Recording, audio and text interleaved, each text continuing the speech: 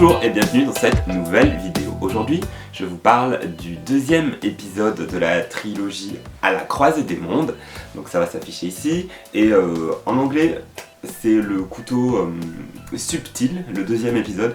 Donc c'est un objet magique qui a une propriété fantastique, c'est le couteau peut, quand on utilise sa lame d'une certaine façon, faire des brèches entre des mondes parallèles en fait.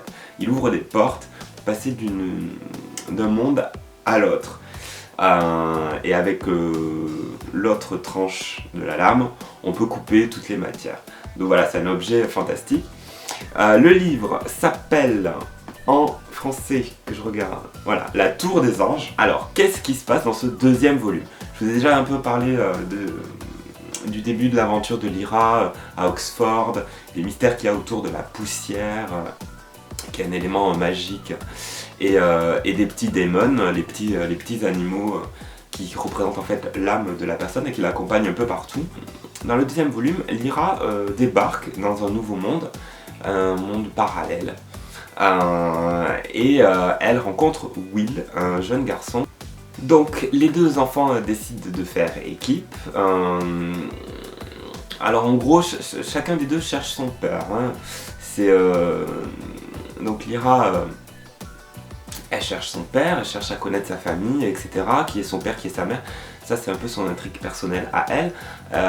Elle voulait aussi sauver son meilleur ami dans la première partie. Et là dans la deuxième partie, c'est Will qui lui cherche son père, qui apparemment est passé dans un monde parallèle. Donc grâce au couteau, ils vont essayer de trouver le monde dans lequel ils se trouvent. Le fait de faire des entailles en fait dans les mondes parallèles, ça crée une sorte de déséquilibre, et il y a des spectres, ils appellent ça les spectres, des espèces de créatures énergétiques, assez angoissantes qui apparaissent. Et donc ils vivent plein d'aventures, ils vont combattre les spectres. Et voilà, moi c'est fantastique, j'ai adoré, franchement. La deuxième partie, je l'aime, je pense, presque plus que la première, parce qu'il y a tout le... C'est toujours difficile dans un premier épisode de trilogie de rentrer dedans, de bien comprendre l'univers, il y a beaucoup d'explications, on place le contexte, etc.